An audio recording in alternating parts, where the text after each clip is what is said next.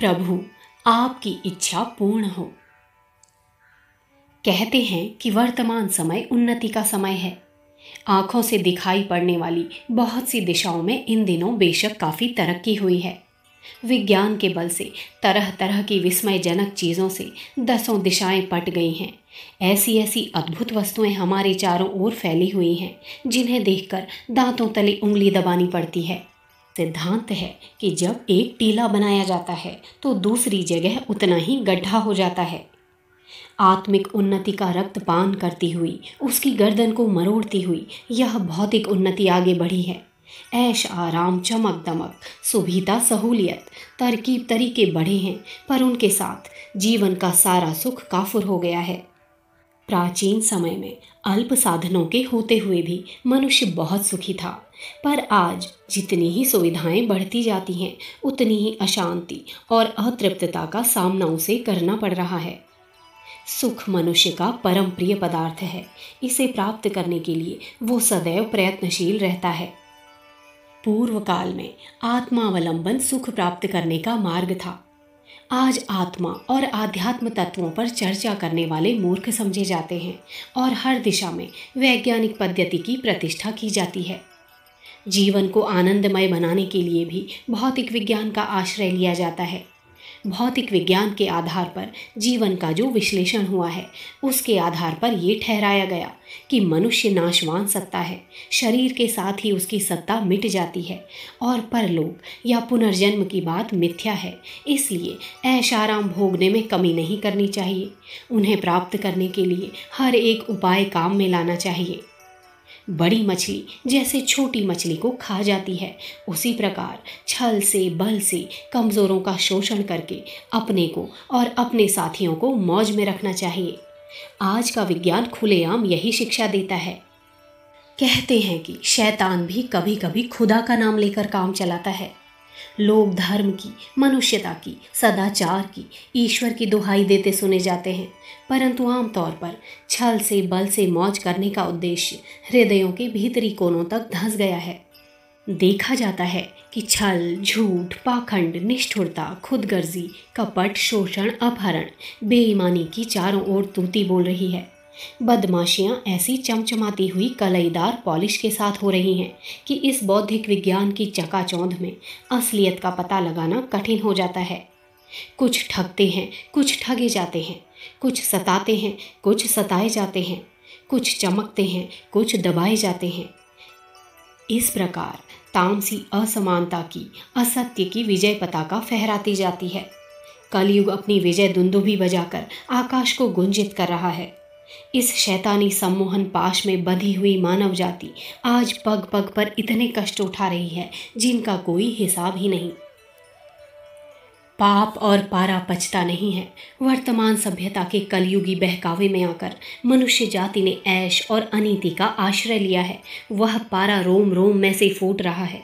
शैतान के अट्टहास के साथ मनुष्य जाति का आर्त करुण क्रंदन भी गुंजित हो रहा है। कैसी है आज की दिल दहला देने वाली और रोमांच खड़ी कर देने वाली भयंकर घड़ी। आस्तिकों का विश्वास है कि जब धर्म की हानि और अधर्म का अभ्युत्थान होता है, तब साधुता का परित्राण करने और पापों का विनाश करने के लिए ईश्वरीय सत्ता अवतीर्ण होती है। नास्तिकों का भी ऐसा ही विश्वास है। वे मानते हैं कि अतिक्रमण की प्रतिक्रिया होती है, अर्थात जिस बात की अति हो जाती है उसका विरोध उत्पन्न होता है। जब जलती हुई दोपहरी का मान मर्दन करते हुए प्रकृति के नियम कुछ ही देर बाद शीतल चांदनी प्रकट कर देते हैं, तो कोई कारण नहीं कि वर्तमान समय की बढ़ी हुई दुर्भावनाएं चूर चूर होकर सतयुगी सद्भावनाओं की स्थापना ना हो।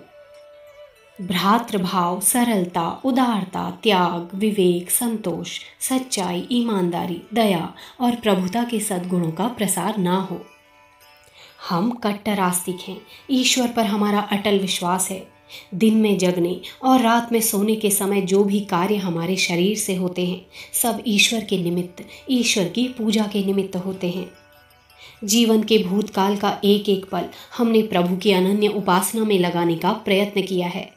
जब भी हमने अपनी विनम्र साधना के साथ प्रभु की वाणी को सुनने का प्रयास किया है तथा अपने सच्चे स्नेही तपस्वी महात्माओं का अभिमत जाना है, तब ऐसा ही प्रतीत हुआ है कि अब वह समय आ गया है जबकि इस हद दर्जे तक बढ़े हुए असत्य का अंत होना चाहिए और उसके स्थान पर सत्य की सात्विकी वृत्तियों की प्रतिष्ठापना होनी चाहिए।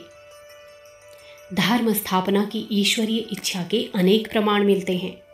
हम देखते हैं कि नवयुग निर्माण के लिए सत्य, समानता, विकास और सदाचार का प्रसार करने के लिए अपने अपने ढंग से हजारों संस्थाएं, लाखों जीवन और करोड़ों अंतःकरण प्रवृत्त हैं।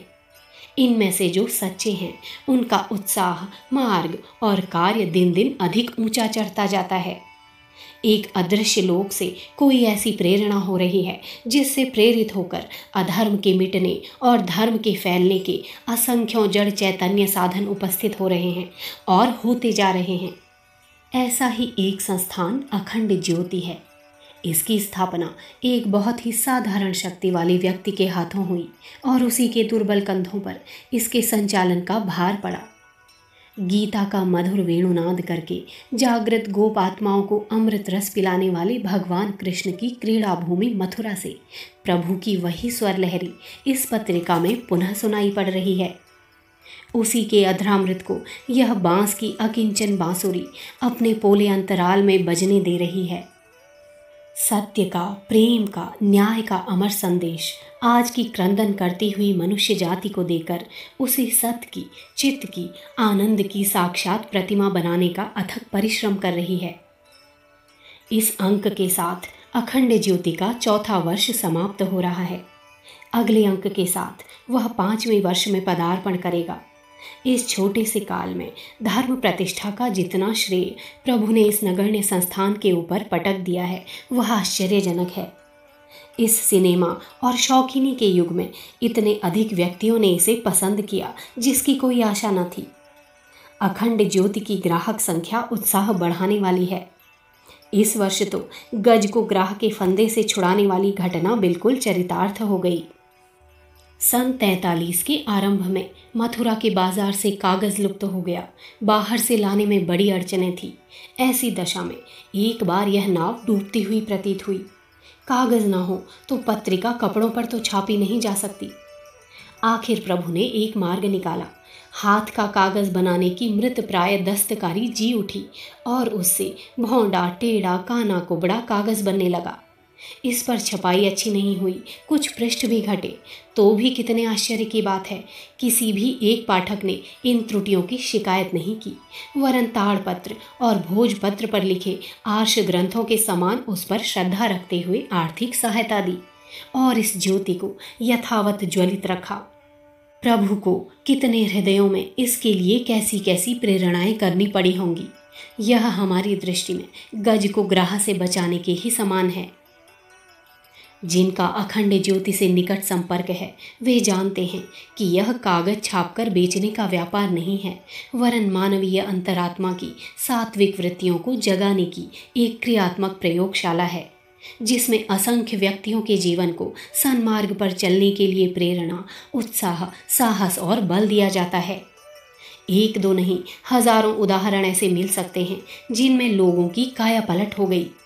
पुरानी हरकतें छोड़कर उन्होंने सीधे मार्ग का रास्ता पकड़ा और निभाया। इस चौथे वर्ष के अंत में हम इतना ही कहना चाहते हैं कि पाठकों, प्रेमियों, शुभकांक्षियों, सहायकों, सहयोगियों, महात्माओं और परमात्मा की कृपा से अखंड ज्योति संस्थान द्वारा विभिन्न योनि से जितना धर्म प्रचार कार्य हुआ है वह उत्साहवर्धक, संतोषजनक तथा आशाप्रद है।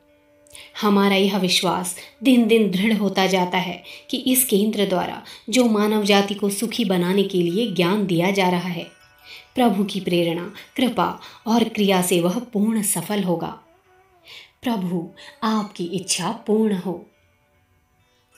अखंड ज्योति, दिसंबर सन 1943, पृष्ठ संख्या 4-5।